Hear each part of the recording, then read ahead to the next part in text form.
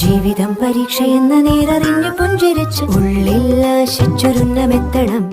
കണ്ണീരില്ലാത്ത നാളിലെത്തണം. പൂജ്യത്തിൽ നിന്നു മുന്നിലെത്തുവാൻ ഇത്രയും നേരമോ ഇത്രയും ദൂരമോ? ഉള്ളിൽ ആശിച്ചൊരുന്നമെത്തണം.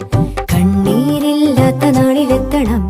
പൂജ്യത്തിൽ നിന്നു മുന്നിലെത്തുവാൻ ഇത്രയും നേരമോ ഇത്രയും ദൂരമോ?